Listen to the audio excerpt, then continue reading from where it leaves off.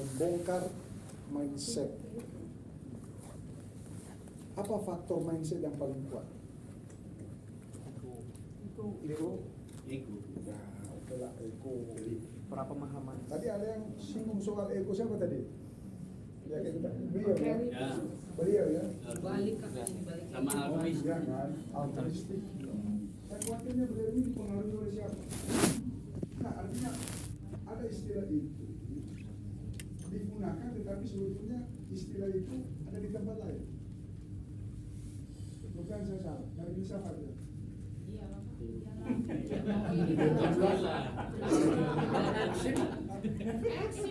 Ya pastilah Pak.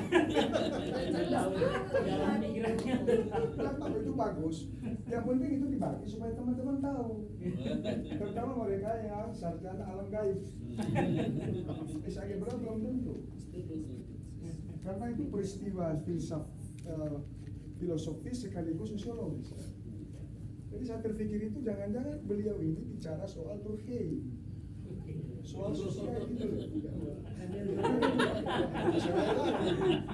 Jadi Durkheim itu dalam kasus bunuh diri dia membagi 4 itu: bunuh diri egoistik, bunuh diri anomi, ya, bunuh diri altruistik, dan bunuh diri fatalistik. Itu menurut Durkheim, seorang sosiologi Perancis yang dekat-dekat Foucault itu. Ya, jadi tidak apa-apa sebetulnya. Apa yang disebut teman itu, usul saya loh ya. Kalau mau langsung cari di Google.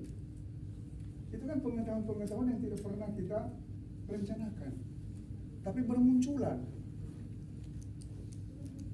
Dan itu bermanfaat di suatu saat. Ya, sekarang sudah mulai ada gejala-gejala bunuh diri orang. Ya, loncat lantai berapa itu? Ada kan? Lantai 9 loncat di situ. Nah, itu kalau menurut Durkheim itu persoalannya panjang kali lebar itu. Hanya Durkheim, sampelnya itu adalah antara Kristen dan Katolik. Mengapa Kristen lebih mudah bunuh diri dibanding Katolik? Ada di situ teorinya berlaku. Di situ teorinya dia jelasin. Ya, karena itu ada yang disebut dengan faktor ketaatan, obedience. Itu Bapak Ibu. Nah, kalau ini tadi sampai 6 itu semua punya. Tadi disebut patologi sosial. Ingat siapa itu patologi sosial? Ada bukunya 3 seri. Ingat siapa itu? Pasti sudah dapat. Ingat siapa itu? Patologi sosial. Ada 3 bukunya itu. Hah? Wah, betul sekali, kan clear tapi.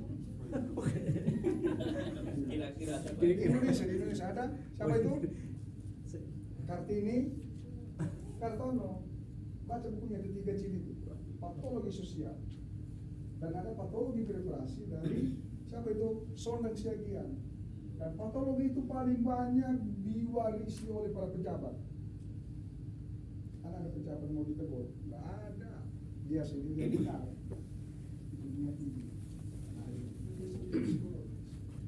Nah, tapi bapak-bapak, saudara penyuluh jangan mewarisi itu lagi ke kelompok binaan. Harus merusak gitu. Jadi saya selalu omong, ibaratnya amuba. Kita jelek satu, yang itu akan memproduksi berkali lipat. Gitu. Ketika atasan saudara berbuat salah satu saja, saudara sudah membuat dia menjadi berlipat ganda. Percaya? Mungkin tidak sadar, tapi melakukan. Ketika tidak senang dengan pimpinan, maka Pak, saya tidak bisa masuk, saya kambing tetangga meninggal. Jadi saya selalu ngomong dengan teman-teman, termasuk dari ini, jangan ajarin saya untuk banyak alasan. Malah saya mau ajari begini, memberi alasan. Itu soal tadi, udah merasakan. Dan faktor yang paling banyak berpengaruh itu adalah faktor budaya. Jadi budaya itu sudah menstrukturkan. Dalam bahasa Levi Strauss itu deep structure. Ada di otak yang paling dalam. Nah, otak paling dalam itu dicoba diurai oleh Freud dengan id, ego, super ego. Itu tadi. Ada bukunya itu menafsir mimpi serta wali. Kalau mau baca sambil merokok supaya tidak jenuh. Jadi burung es. Ya, burung es. Nah, nanti akan bertemu dengan burung es. Bahwa apa yang di permukaan ini sebetulnya itu hanya basa-basi. Seperti ini. Kalau lihat Don John dalam teori kepemimpinan, wajah orang kudus. Tapi akhirnya mau tidur. Itu sebenarnya teori Tocqueville, Mas. Semua seperti Mary ini pasti memperhatikan, tetapi pikirannya ke masa lalu.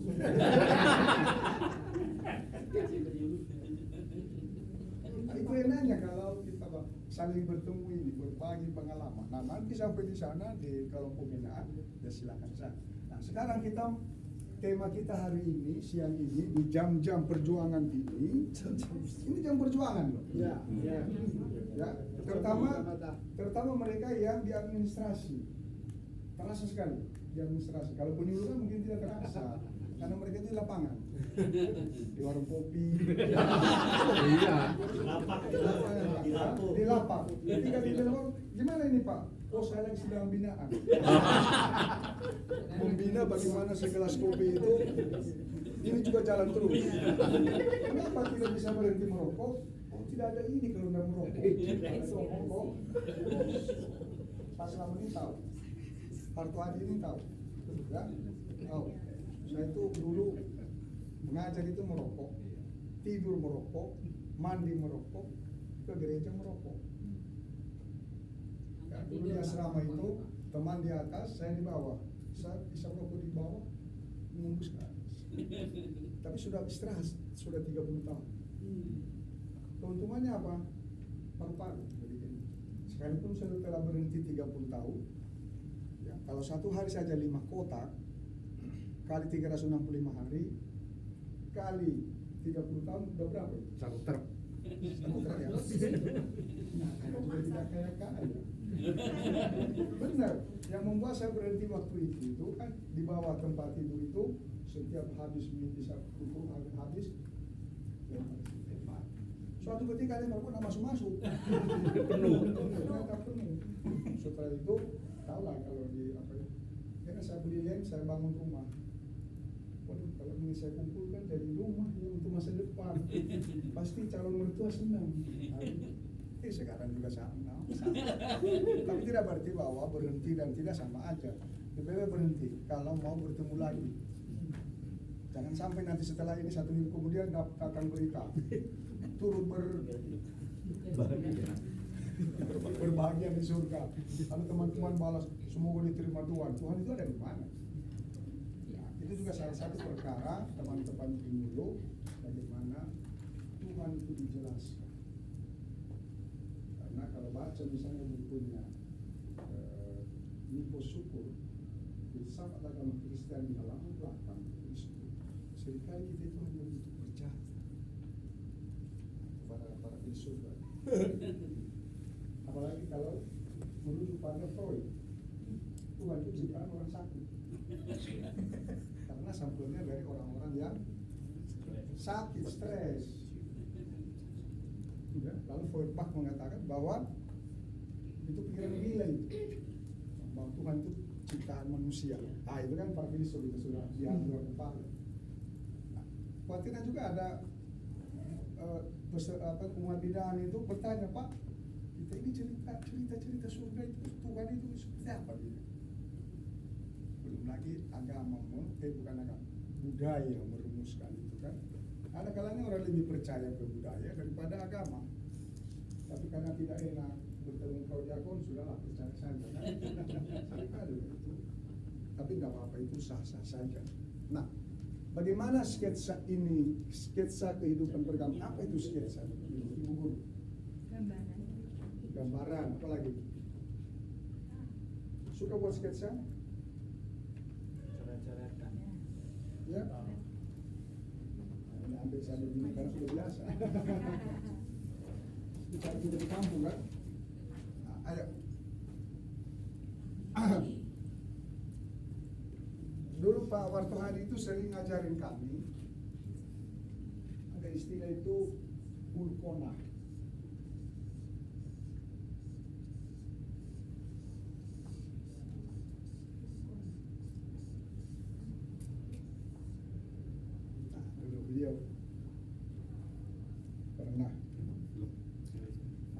juga pas lama itu pernah. Apa hubungannya dengan sketsa? Nah, sekarang kita mau lihat sketsa kehidupan beragam. Kira-kira ada yang ngerti ini Bulkona ya? Belum tahu Pak, baru dengar. Baru dengar? Iya. Oh, sudah biasa saudara buat.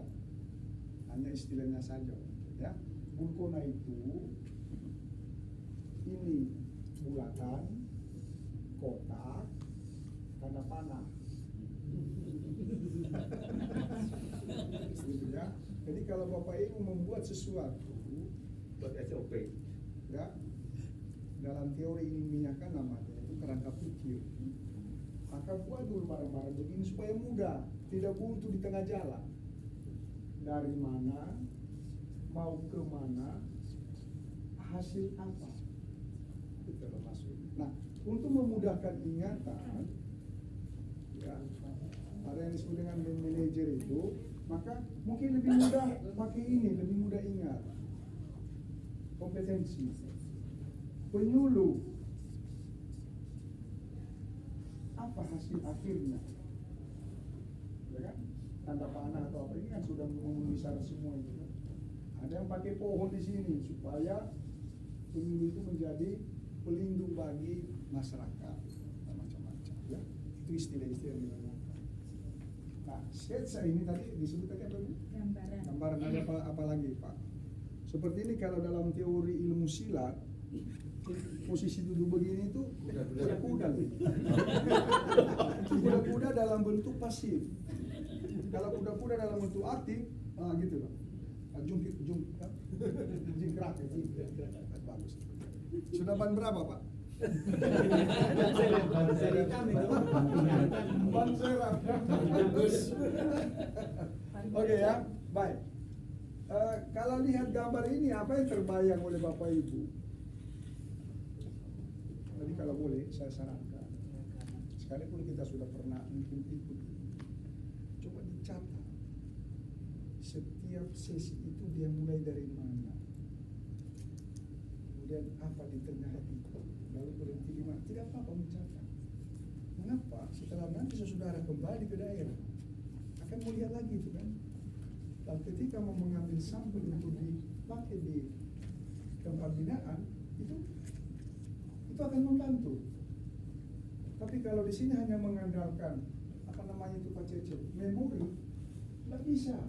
Memori kita itu paling tahan 5 sampai 10 menit. Setelah itu kembali ke sang pencipta. Gitu loh. Ya, saya pernah ikut ini. Tapi apa tadi yang dijelaskan Pak Cece, Ibu Sita tadi saya catat semua. Dari mana dia belajar?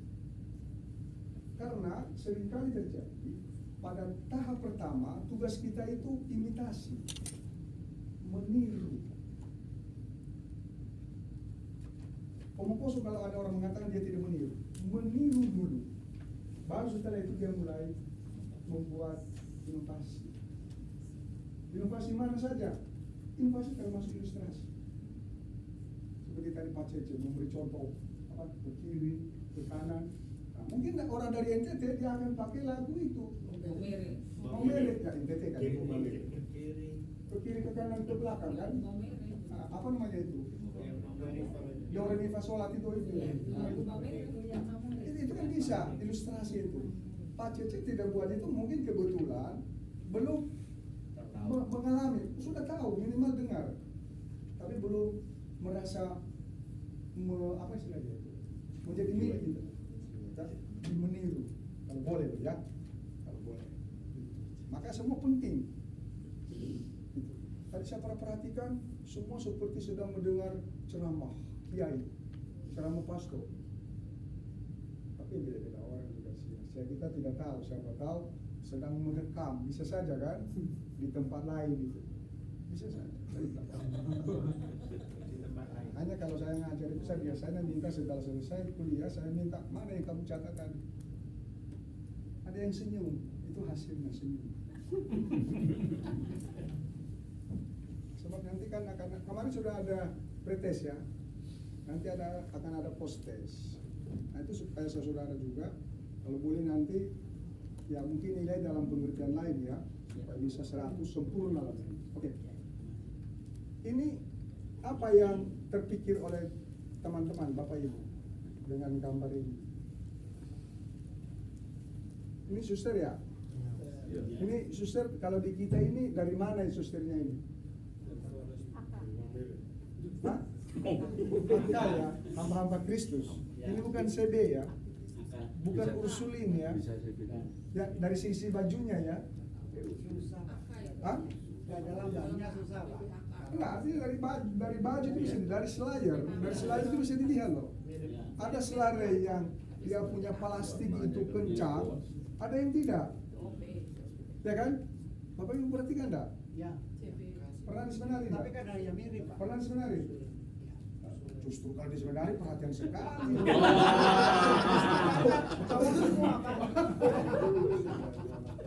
Kalau sebenarnya pasti perhatikan betul itu kan. Ya gitu lah, untuk menentukan mangsa kan. Mangsa lah kan. Apa maksudnya ya? Gitu ya. Nah, kalau ini ingat siapa ini? Gambar-gambar ini ingat siapa? Apa lagi? Si Unyil. Unyil. Kalau ingat Unyil ini siapa? Usrok. Ingat Raden. Tebal itu. Pak Raden.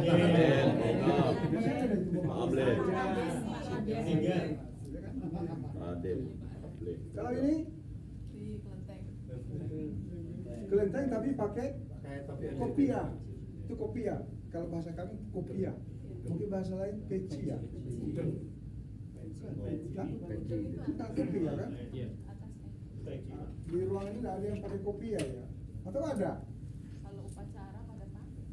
Gitu ya? Enggak, upacara hitam. Hitam. Iya, Pak. Kalau pakai ini misalnya Pak siapa namanya? Andi. Pak Andi misalnya pakai kopia ini kalau upacara diusir nggak? Ya, enggak sih, Pak, tapi enggak etis kalau upacara itu yang seragam kita hitam, Pak. Oh gitu ya? Iya. Kalau kondangan pakai itu. Itu diatur oleh apa itu? Enggak, ada semacam konsensus sebetulnya, common sense. Sekalipun tidak diatur, karena kalau pergi menghadiri apel dengan pakai kopiah ini seperti merasa aneh sendiri ya, padahal tidak apa-apa. Sama kalau misalnya kondangan, yang lain pakai jas, yang satu pakai jas, Celana pendek. celana pendek, atau pakai sarung. Yang kondangan sebetulnya siapa? Celananya atau orangnya? Ya, kemarin ada cerita dari Filipina. Ada yang mau menikah karena susah cari imam, maka cari di hotel. Pas ada imam yang baru selesai renang, pakai celana pendek, langsung disodori stola untuk berkati, pakai celana pendek. Coba kalau di kita di sini kan saru ya, jadi biasa. Karena yang memberkati itu kan Tuhan kan, itu hanya sarana saja. Siapa tahu nanti Bapak Ibu ada yang minta, dikira karena jalannya pelan, sopan, dikira pastor. Pastor tolong berkati kami. Lalu dalam hati bagi-bagi. Dulu ada itu ada. Bukan pastor sudah apa setelah itu, tapi masih proses. Kalau ini, apa yang terpikir dengan ini? Ya, jadi gambar-gambar itu punya muatan. Kan kita coba cek. Di Indonesia, ini data 2010 ya. Jadi data 20.110. Berarti kita ini sekarang adalah sedang membaca masa depan. Seperti di film-film apa itu? Star Trek itu ya. Ini pasti ini antara 2010 atau 2011. Nah, itu kalau TV itu apa itu? Masalah bukan di televisi Anda ya. Di mata Anda, di penglihatan Anda. Juga ini sama, bukan kesalahan ini kesalahan komputer. Ya, nah di Indonesia, jadi tantangan kita itu pertama itu populasi. Bicara Indonesia soal agama, pikiran itu adalah Islam, ya toh? Itu sudah terbentuk sedemikian rupa itu. Sudah sedemikian. Nah ini 87% penduduk kita ini beragama, dan yang 87 itu sekian persen ada di Jawa dan Sumatera. Bahkan ada beberapa tempat itu yang diidentifikasi sebagai Islam. Bicara Madura, Islam. Bicara Padang, Islam. Bicara Aceh, Islam. Sama juga yang lain. Bicara NTT, Katolik. Bicara Papua, Kristen. Apalagi kalau Buddha dari mana? Bicara Bali, Hindu. Nah, sebutan-sebutan itu atau label-label itu sebetulnya secara umum sih bagus ya. Tapi mesti ada apa istilah namanya itu, ada risiko-risiko tertentu yang tidak selalu baik untuk kesehatan gitu. Ya. Nah, ini dia. Populasi muslim 207 juta jiwa. Apakah agama lain bisa mencapai angka ini? Bisa. Kalau tiap hari melahirkan. Dan Islam tiap hari tidak melahirkan. Nggak bisa itu Pak Cece aja rencananya mungkin 4 gitu. Ya kan? Sejauh sanggup mampu. Tapi kita juga sebetulnya ada niat itu. Iya benar ada, hanya itu tadi tidak sampai hati kalau kejadian, toh nanti ditangkap RT lagi. Itu ya.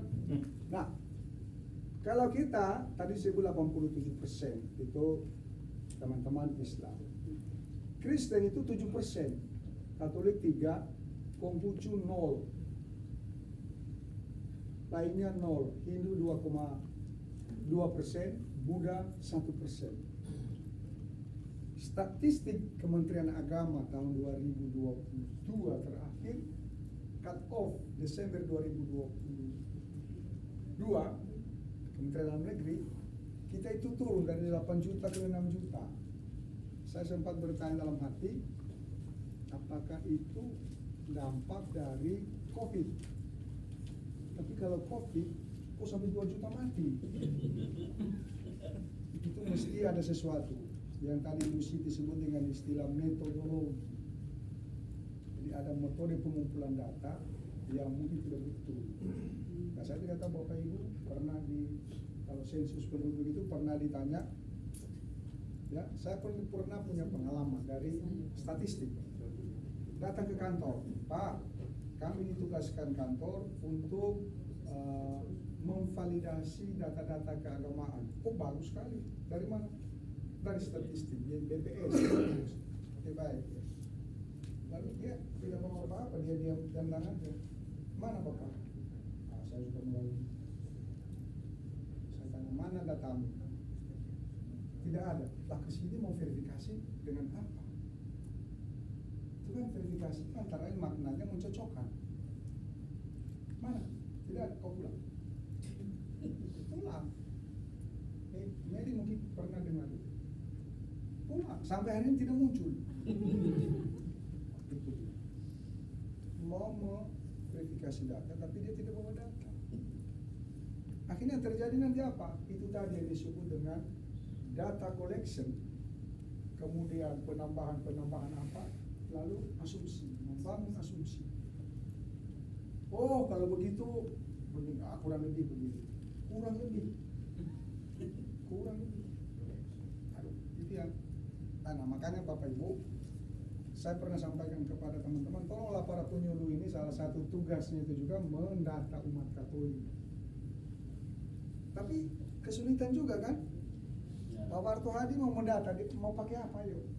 Mau jalan kaki ke mana itu namanya? Ke Mergan, ke mana lagi itu? Ke Donomulyo, jalan kaki hanya karena katekis. Sampai di sana tewas. Ya kan? Butuh anggaran kan? Tidak mudah. Kemudian kalaupun terkumpul, persoalan kedua lagi. Apa itu? Teritori pemerintahan dengan gereja itu tidak sama. Ya, tidak sama. Kita ke Madura secara provinsial, dia itu adalah Jawa Timur, tapi secara gerejani dia Keuskupan Malang. Membagi-bagi itu juga susah. Ya, itu dia. Jadi kita tinggal 6 juta. Nah, mudah-mudahan nanti 2024 lagi statistik terbit kita sudah 11 juta. Tapi ada penambahan yang cukup kuat itu. Berarti bisa jadi beliau ini menyumbang 5 orang. Pak, siapa ini Pak Warto Hadi nyumbang 11. Pak Yakobus nyumbang 12. Lihat Pak Yakobus ini dari, kalau kita lihat bentuk hidung itu subur.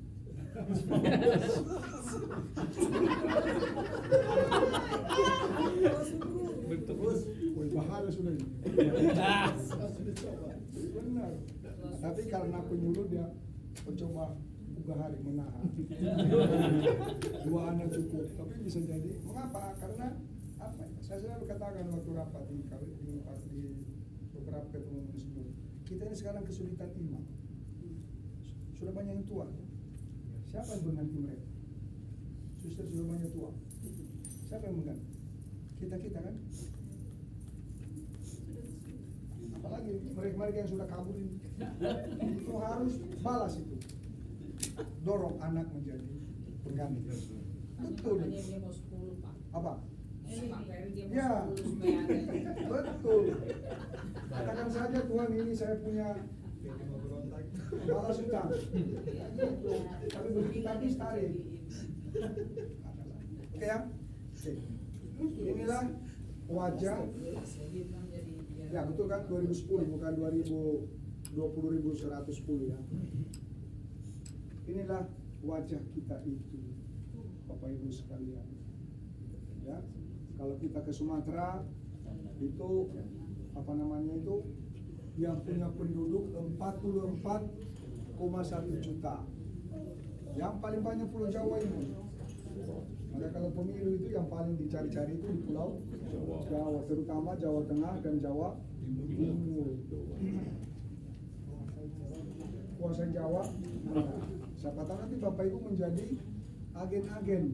Tapi jangan, pegawai negeri tidak boleh. Jangan mengatakan saya kan ketua lingkungan. Wah, nggak ada urusan. Jangan mencari-cari persoalan. Nah, Indonesia masa depan akan didominasi oleh 3 entitas, yaitu masyarakat urban, masyarakat kelas menengah, dan masyarakat kelompok milenial. Ada pembagian usia itu sampai sekarang apa yang sekarang? Kelompok apa? Generasi Z.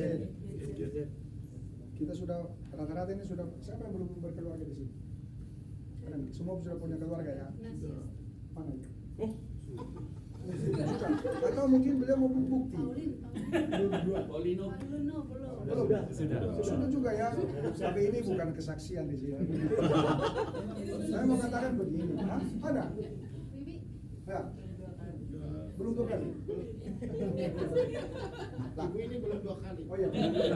Nah, saya mengatakan bahwa jarak generasi itu terasa sekali kan? Terasa sekali. Salah satu contohnya itu mengoperasikan gadget ini. Kita ini yang usia-usia begini ini, kalau menekan itu lama-lama tangan itu seperti mundur. Kena tekan yang lain. Lalu terkirim. Pernah mengalami kemunduran fungsi organ. Ya, itu seiring bertambahnya usia. Maka hambatlah usia itu dengan baik, dengan cara membaca usia sebagai usia kalender saja. Kalau kalender itu biarkan urusan kalender, tapi jiwa tetap muda. Ya. Nah, struktur demografi kita itu berubah terus. Nah, perubahan ini seperti tadi disebut ada tiga entitas, yaitu kelompok urban. Mereka yang tinggal di daerah perkotaan. Ini salah satu malapetaka di kota. Yuk, tolong saya dulu air minum. Malapetaka di kota. Seringkali orang merasa bangga tinggal di kota. Kalau di perhatikan dengan baik,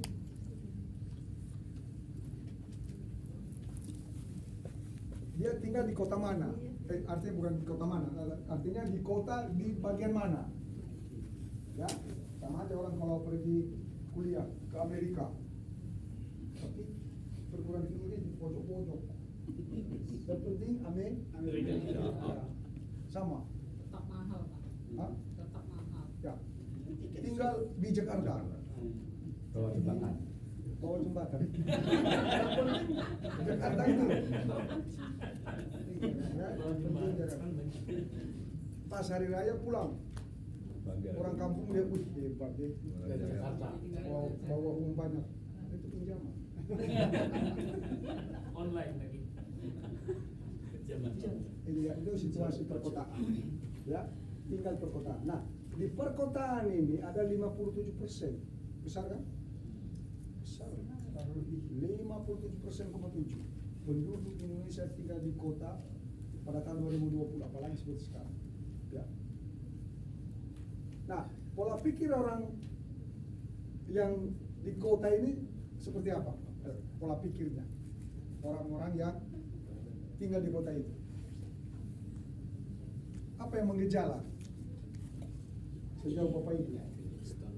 Ya, individualis, tidak saling kenal satu sama lain. Orang mati di sebelah, Barto sudah dikubur 1 minggu. Ya, kalau di Jakarta itu bendera kuning itu sangat populer ya. Atau di Jawa itu secara Jawa ya, bendera kuning ya. Bendera merah putih, kalau di Solo merah. Merah ya. Kalau Jakarta kuning.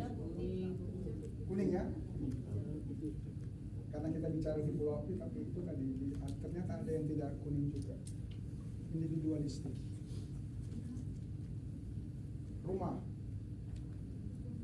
pagar tinggi-tinggi, atau tidak ada pokok, tidak ada yang tidak punya pintu kecuali di gang sempit. Individualistik. Apa lagi? Selain individualistik orang kota itu, apa lagi? Individualistik. Jadi mau hidup sendiri, tidak mau berkomunikasi kepada orang lain. Apa lagi? Dikit-dikit uang. Ah,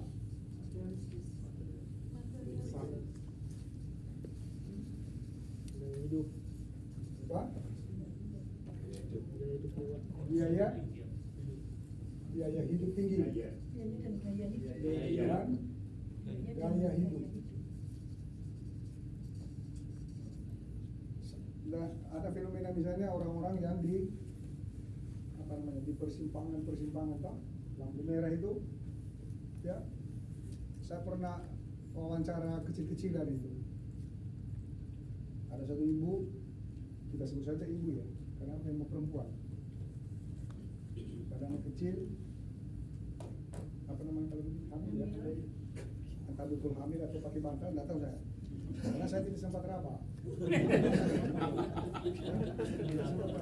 Karena di zaman ini apapun orang bisa buat. Gitu loh. Apalagi di Jakarta.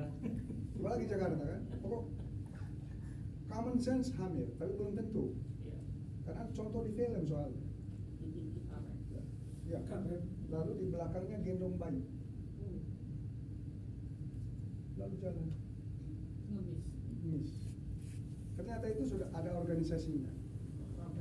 Ya, profesi sebagai ngemis. Itulah hebatnya Indonesia. Tapi mungkin di luar negeri juga ada kayaknya. Maka nanti para penyulit itu putus studi banding. Setuju Bu ya? Setidaknya ada rencana. Ya, oke. Itu tadi gaya hidup. Gaya hidup cepat dapat uang. Tidak bekerja, tapi mau kerja apa juga di Jakarta. Ya, di kota besar, tidak hanya Jakarta sebetulnya. Ya, dimanapun kita berada, Malang juga sudah mulai terasa sekali. Surabaya, di mana-mana. Kalau Pulau Jawa ini jelas sekali sudah susah. Manusianya sudah melimpah. Buka pintu aspal, mau tanam apa di sini? Kecuali buat lantai 2, buat di situ lapangan kebun, tapi tidak mungkin. Ya, mau kerja apa? maka karena tidak ada peluang, yang terjadi adalah macam-macam pikiran-pikiran yang tidak betul, termasuk mencuri dan seterusnya. Itu soal urban, dan masih banyak gitu. Nanti carilah itu literatur sosiologis itu, banyak sekali itu. Ya. Kemudian ada 62% itu kelas menengah. Kelas menengah. Ya. Jadi orang tanggung sebetulnya. Kelas menengah disebut kaya tidak, disebut miskin tidak. 62% tinggi itu kelas menengah, daya beli. Sekarang mana-mana orang beli di kios-kios tradisional, nggak mau kan? Jarang sekali. Kecuali mau utang. Itu tradisional mau utang. Sekarang orang sudah pintar seperti Padang. Apa kehebatan orang Padang? Kehebatan orang Padang tidak bisa berhitung mengulang. Selalu perkalian yang cepat. Kalau tanya orang Padang untuk 5 kurang 2 nggak bisa dijawab. Tapi 5 kali 2 cepat. Itu orang Padang. Nah, di Padang lagi apa? Hari ini bayar, utang besok. Itu orang Padang kan? Kalau pergi ke orang Padang, hari ini harus bayar. Kalau mau utang besok, besok datang lagi seperti itu. Artinya dia tidak mau ada utang, karena tidak mau rugi. Gitu. Ya, daya beli begitu tinggi, apalagi sekarang dengan. Jadi soal daya beli ini, dulu orang kalau pergi belanja ke pasar, barang-barang itu langsung dibawa toh, ditenteng. Kemudian berkembang kresek. Kalau pergi belanja, jadi kita pakai dulu cara pikir yang di kampung-kampung. Kalau di kota sudah ada lagi. Kalau pergi belanja di pasar, ke pasar, kalau tidak pakai kresek itu rasanya gimana gitu? Karena kresek itu sudah seperti label, itu orang tepat. Dan kreseknya putih, supaya kelihatan apa yang dibeli. Telur, daging sapi. Kalau saya tidak suka itu, yang saya suka kresek hitam, jadi tidak kelihatan apa yang dibeli. Tapi ada itu kresek putih, jadi ketahuan semua itu di dalamnya. Dia beli telur 5 biji dan seterusnya ya. Nah, begitu juga di kota. Mengapa mall itu tidak pernah berkurang? Heran juga, selalu penuh. Coba misalnya di Jogja, saya sekali survei mall, tetap penuh. Walaupun mungkin orang tidak beli banyak, tapi pasti nongkrong. Kalau sudah di mall tuh rasanya wah gitu loh, ada bolong. Sekalipun mungkin pakaian yang itu dipinjam, di mall bisa saja kan, karena pertemanan gitu, pertemanan gitu ya. Kemudian ini yang mungkin ini sudah tambah ini. Orang-orang berusia 20 sampai 39 tahun itu kaum milenial ada 34% perilakunya. Di sini ada 39%, dan 39 usianya ada pasti. Tidak semua di atas 40 ini, pasti ada di bawah sedikit ya. Mungkin 1, 2, 3. Nah, itu termasuk orang milenial. Tapi milenialnya di sini, saya cenderung mau mengatakan transisi. Karena mungkin milenial yang objektif itu mungkin yang 20 sampai 25 ya. Nah, di sini tekanan pada perilaku. Dulu selalu dikatakan kalau zaman-zaman sebelumnya dari sisi tata krama misalnya, tata krama, orang kalau bicara dengan orang tua itu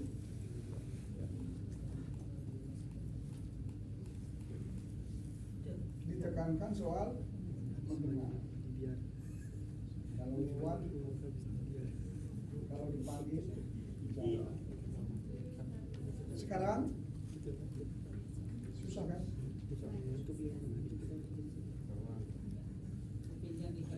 Susah. Bahkan kadang-kadang mungkin ada yang merasa ini anak saya itu bukan ya. Ya kan?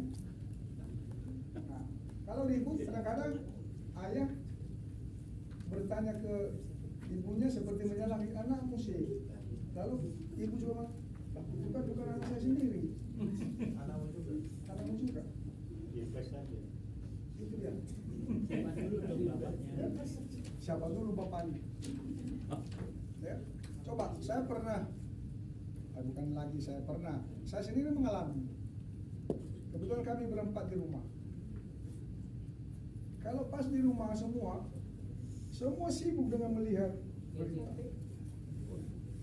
Sama hati saya gimana kalau misalnya ada gempa bumi, bubar kita ini semua. Karena tidak saling perhatikan satu sama lain, sibuk dengan dia punya film Korea, tertawa sendiri dan seterusnya. Sementara saya misalnya membaca renungan dari penyuluh.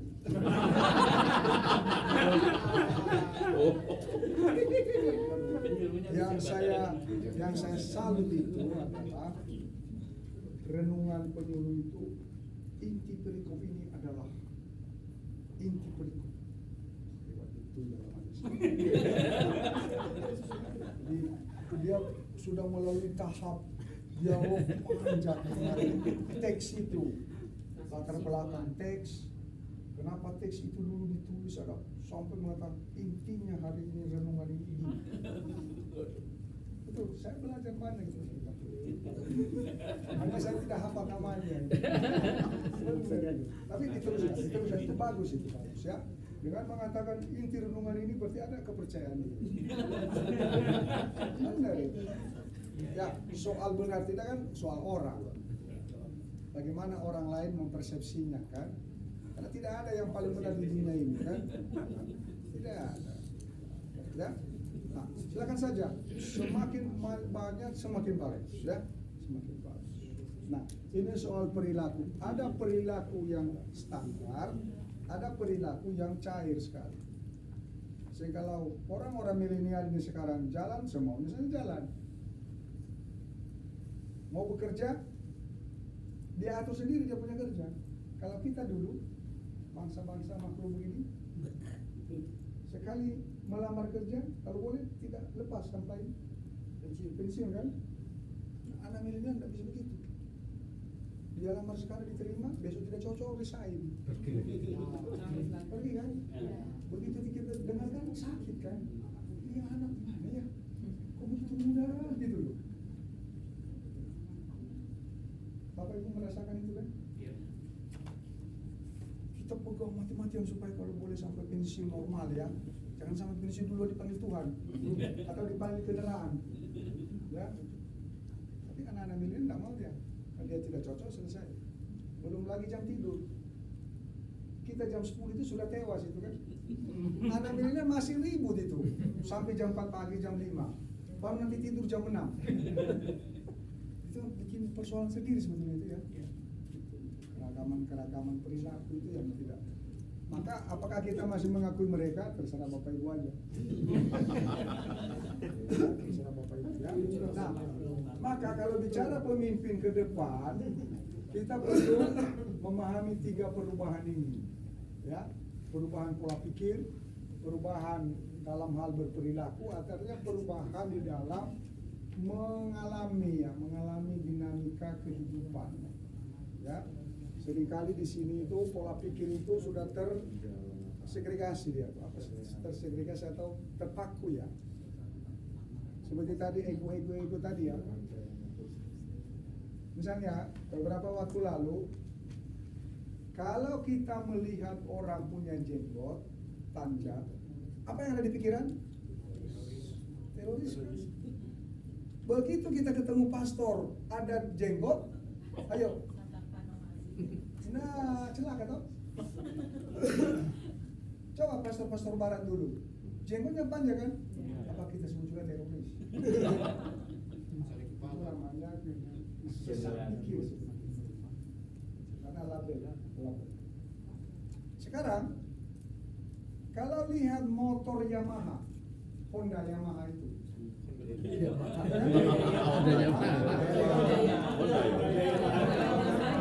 Honda Yamaha.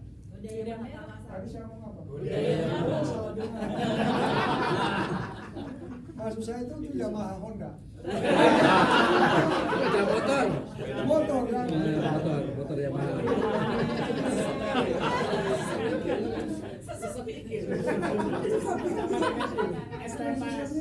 Terus ngomong. Tapi jangan apa. Kalau lihat Yamaha lewat, apa yang terpikir? Duduk. Apa? Honda. Maling.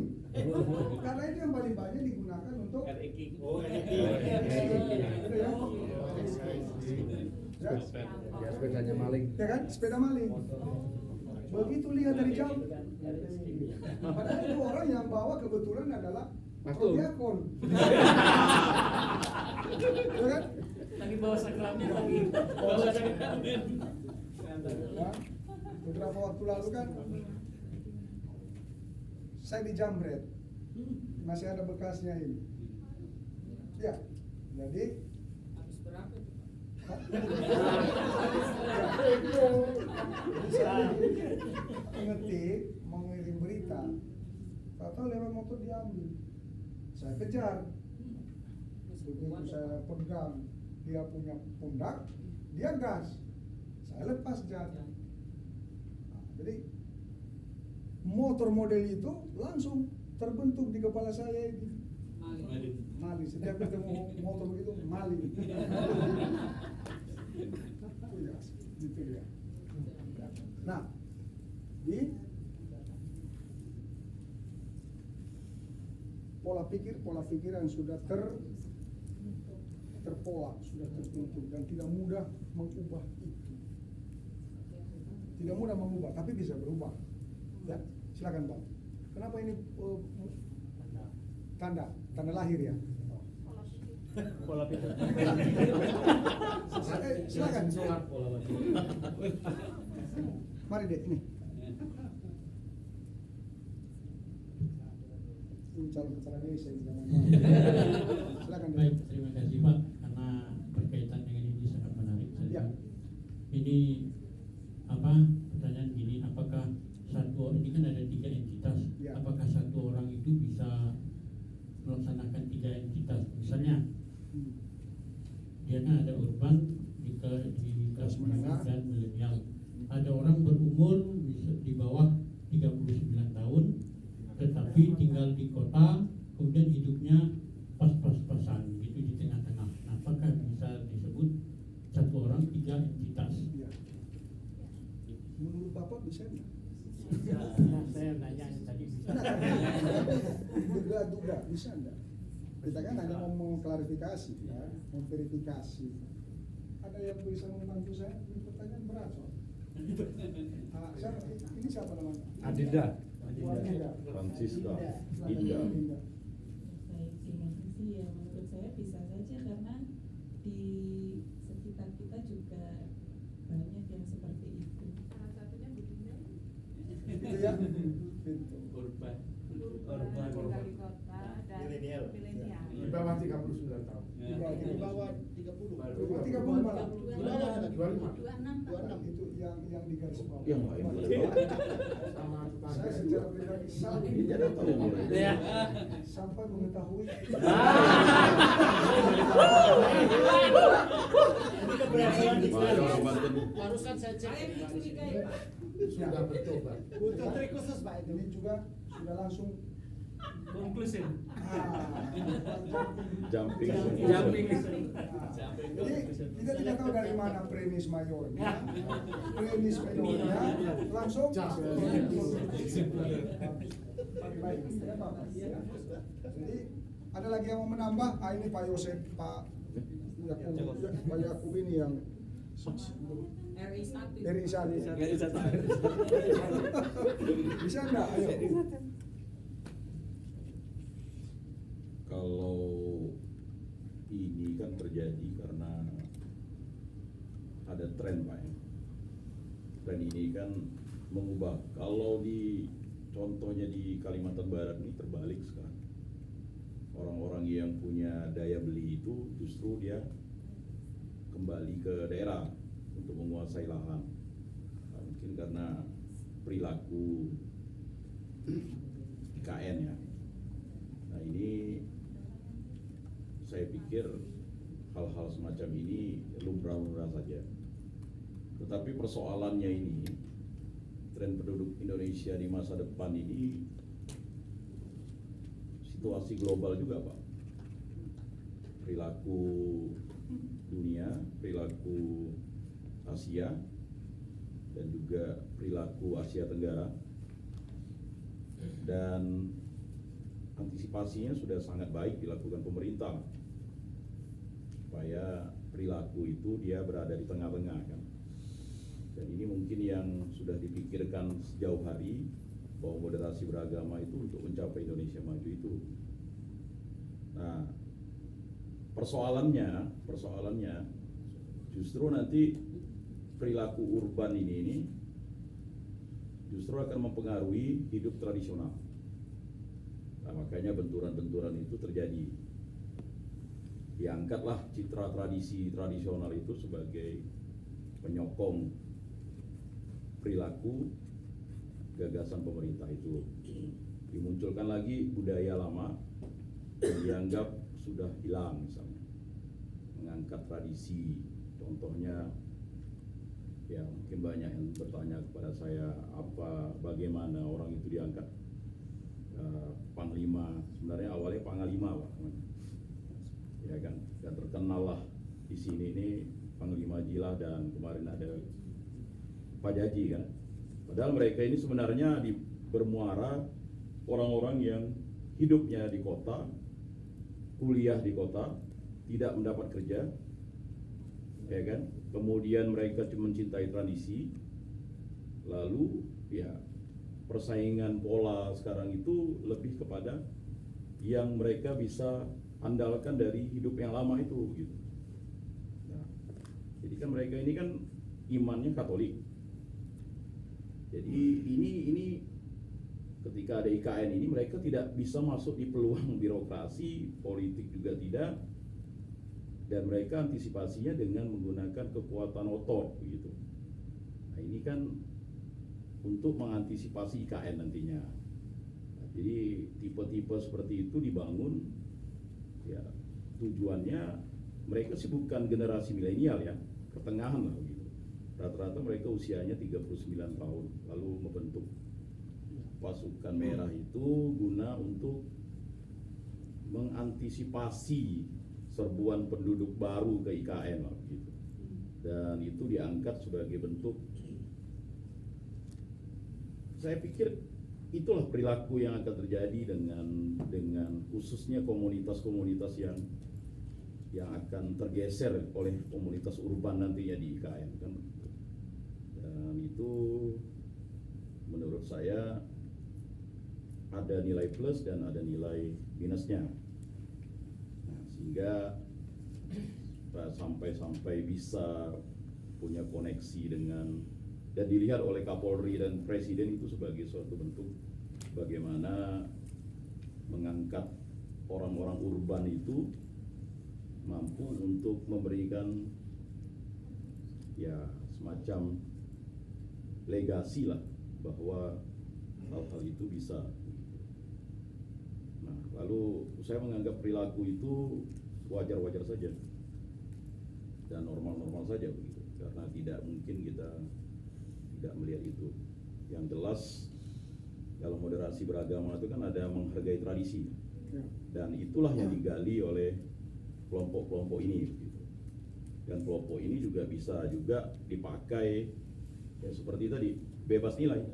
Oleh perusahaan juga bisa dipakai, oleh pemerintah juga bisa digunakan untuk mengantisipasi hal-hal yang sifatnya middle class. Karena memang nanti ya, karena orang middle class ini kan pasti menggunakan kekuatan otot, tidak menggunakan rasional lagi saya lihat ya kan.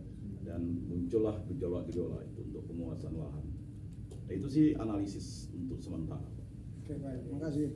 Yang penting jangan sampai IKN itu nanti seperti nasibnya teman-teman Betawi ya, pinggir karena penguasaan oleh orang-orang baru.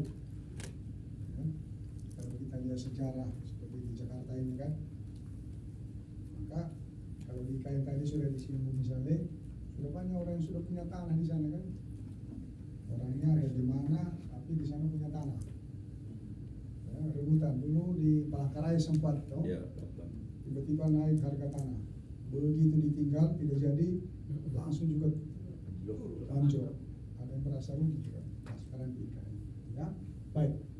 Jadi kalau tadi ditanya apakah 3 itu bisa dilakoni, itu memang kan pilihan, opsi. Seorang yang berusia tua, ya, dia bisa memerankan ini, bisa juga memerankan ini, sekalipun grogi-grogian itu kaku, ya, kaku dan seterusnya, ya. Ini tadi soal daya beli, ya, konsumtif, ya, istilahnya konsumtif. Kemana pergi beli, belum diproduksi sudah beli, dan belinya itu bermerek, toh. Kalau kita punya tas ini, itu juga begitu pula nanti, Mahal itu. benar, itu sudah ada merek ASEAN, itu sudah terstandar. Nah, kemudian arisan. Silakan. Mana arisannya? Ambil arisan. Urus ambil itu. Tinggal disepakati saja. Iya, Pak. Mas, kebetulan lagi ini Pak. Lagi mata sedang berkabung. Arisan. Ya. Silakan. Mana arisannya? Mau arisan? Oh, Pak Ketua ini. Apa itu? Bangunan. Komitmen kan Ayo, yang warna biru Yang mana itu? Mau jahit bendera? Ambil arisan. Oh, itu toh. Jangan-jangan isinya beli bakso. Ya. Istirahat bersama. Silakan Pak Ando yuk. Ada yang ambil. Dia tidak arisan dia. Dia tidak men-silentkan, Pak. Oh gitu. Ya, karena rumah. Ayo di silent.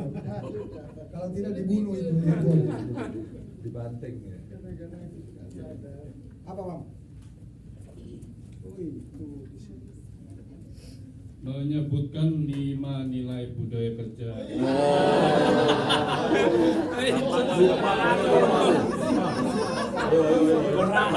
Ayo, banyak yang menghilangkan. Satu. Bentar, pelan-pelan. Setiap sering apel juga lupa juga. Saya kasih clue. Ipitka. I-nya integritas, inovasi, salah. integritas, profesionalitas, Ya. kemudian tanggung jawab, inovasi, tanggung jawab, dan keteladanan. Jadi tepuk tangan bos. Terima kasih Pak Ando, Nyaris. ya. Nyaris. Jadi kalau misalnya ada niat mau mensosialisasikan atau menginternalisasikan nilai budaya kerja, HP-nya dihidupi. Ya, tadi Pak Yakobus menyingkat istilah 5 itu apa? Ipitka. IPITKA. IPTK. Dulu saya singkat Imprintak. Apa ya? Nah, per Januari 2021 ada riset yang dilakukan oleh siapa ini? Nah, begitu kebaca dengan baik ya. Jadi kalau tadi disebut total populasi kita 274 juta, lalu urbanisasinya itu ada 57%, orang terhubung dengan apa namanya itu gadget itu ada 345 juta, berarti melebihi jumlah. Siapa ini? Apa tuh? Ada lagi. Ini lagi di sini. Dobel arisan, dobel.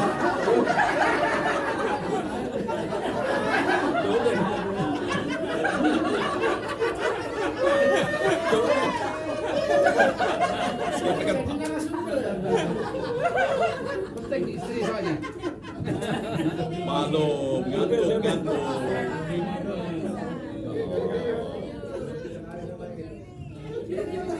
Baru dibilang Tapi ini, kalau itu bunyi dari istri kita maaf. Ya. Kita maklumi. dari istri. Ya. Oh, istri. Lewat. Nah, itu dia, saya mau sambung. Istri yang mana? Dari tersisa. Gimana? Diambil lah, diambil. Silakan.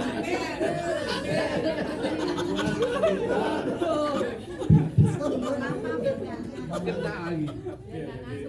Ya, dia tidak ngerti. Tapi nanti dilihat lagi ada apa? Jangan-jangan ada sesuatu. Karena kita tidak tahu soalnya. Ya, setelah itu dicek. Silakan. Menyanyikan lagu Indonesia Raya bersama-sama. Bersama sendiri.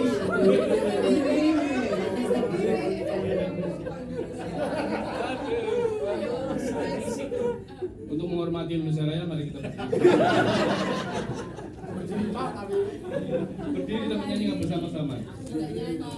Ya udah saya dirigeni dah, yuk. 1, 2, 3. Indonesia tanah airku, tanah tumpah darahku. Di sanalah aku berdiri, jadi pandu ibuku. Indonesia kebangsaanku, bangsa dan tanah airku. Marilah kita berseru, Indonesia bersatu. Hiduplah tanahku, hiduplah negeriku, bangsaku, rakyatku semuanya. Bangunlah jiwanya, bangunlah badannya, untuk Indonesia Raya. Indonesia Raya, merdeka, merdeka, tanahku, negeriku yang ku cinta. Indonesia Raya, merdeka, merdeka, hiduplah Indonesia Raya. Indonesia Raya, merdeka, merdeka, tanahku, negeriku yang ku cinta. Indonesia Raya, merdeka, merdeka, hiduplah Indonesia Raya.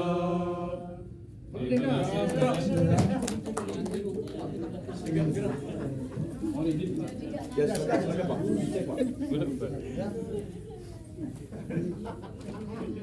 Nyanyian Indonesia Raya ini juga bukan kebetulan ketika kita bicara keragaman ya. Jadi salah satu berkat keragaman itu lagu bangsa. Tadi itu, jadi ada 345 juta, 3 atau 125,6% ya yang mempunyai jaringan gadget ya. Jadi melebihi jumlah penduduk. Ini kalau dianalisa memang dapat terjadi ada penduduk yang tidak mempunyai handphone. Ada.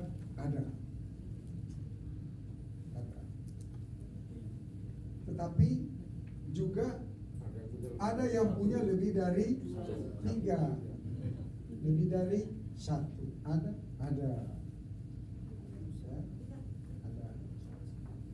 Nah, kalau kita bertanya kok bisa, itu urusan lain.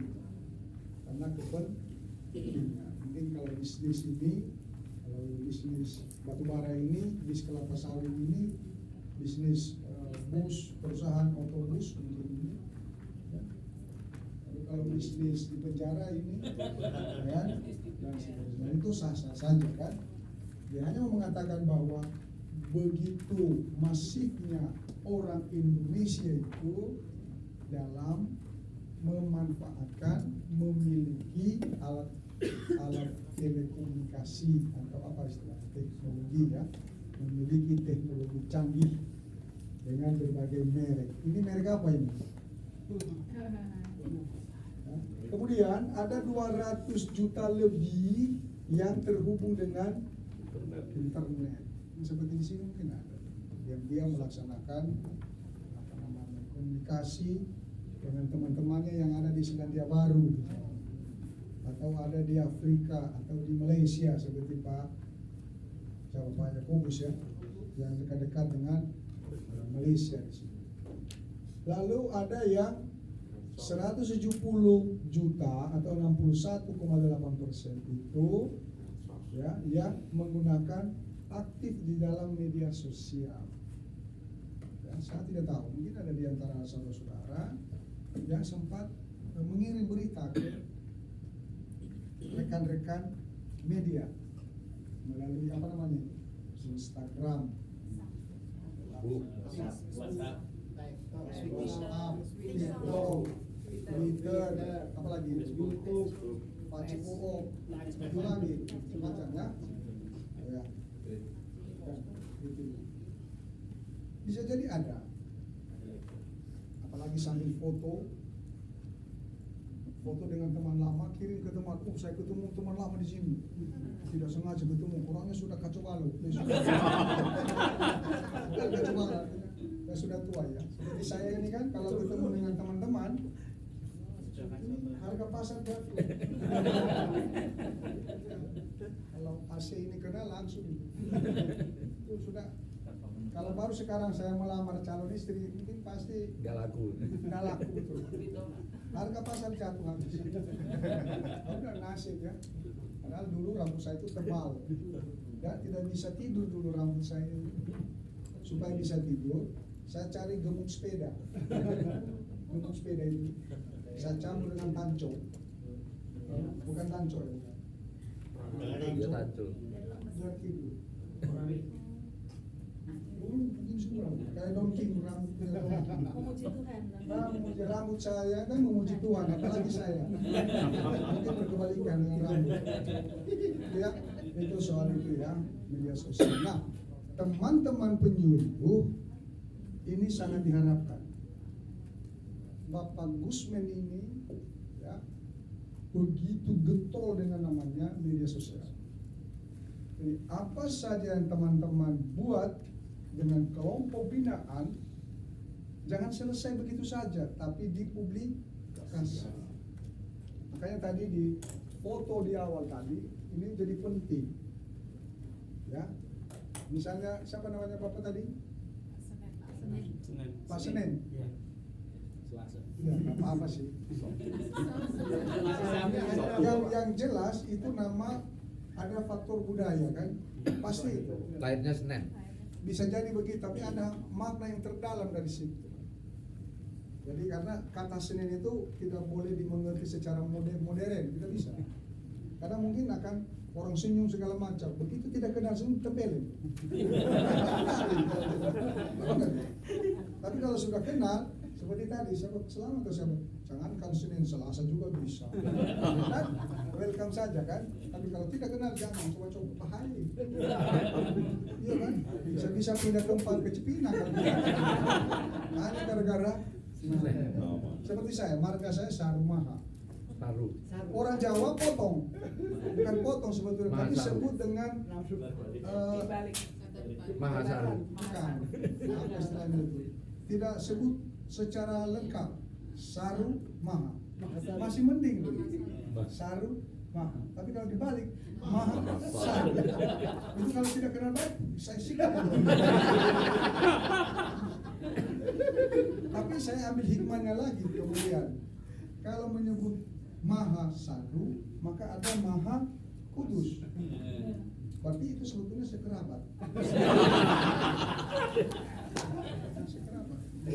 Ada beda nenek kan. Tapi sama-sama kami dari Adam dan Hawa. Hanya dia keturunannya mungkin si Malaikat. Lihat, itu tadi. Jadi apa yang saya mau katakan tadi, itu seperti ini. Misalnya penyuluh kita, misalnya Pak Senen, sedang salaman dengan Pak Cecep, diviralkan. Lalu orang mulai membaca, siapa Pak Cecep? orang Islam yang soleh. Akhirnya orang mulai membangun lagi. Oh, dia salaman ini karena kesolehannya itu. Apalagi senyum. Itu semua sudah punya arti. Lalu Pak Senin juga dengan penuh senyum. Padahal jarang senyum. Tapi minimal itu sebagai, kita pakai itu istilah bisnis ya, jualan, bahan jualan. Akhirnya terbentuk terbentuk konsep bahwa Islam itu ramah ternyata. Padahal Pak Cecep itu satu dari berapa tadi? 200. Itu dia. Kalau ditanya mereka juga tidak kenal Pak Cecep, tidak kenal mereka itu semua kan. Tapi itu tadi nilai yang disampaikan itu tercapai. Misalnya Pak Cecep pas ketemu dengan pastor misalnya, dan Pak Cecep tidak tahu bahwa itu pastor. Misalnya ketemu di halte Transjakarta, pas misalnya pastor itu karena begitu sibuk, hampir jatuh karena salah melangkah, dan Pak Cecep sudah spontan tarik tangan. Ada yang foto, lalu disiarkan. Pak Cecep yang Islam menolong pastor. Itu nilainya ada karuan loh itu. Benar itu, bisa sampai ke Joe Biden itu. Di Amerika benar itu. Atau sebaliknya, misalnya ibu muda ini misalnya, ibu muda saja, karena belum tua.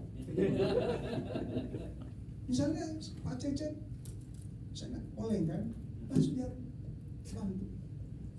Ini langsung foto. Viral. Nah, mengapa dia foto? Karena dia cemburu.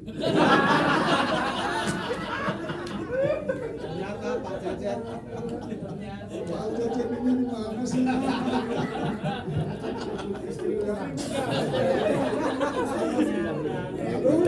Lalu dia berusaha mencari tahu Pak Cecep punya istri mana mau. Mulai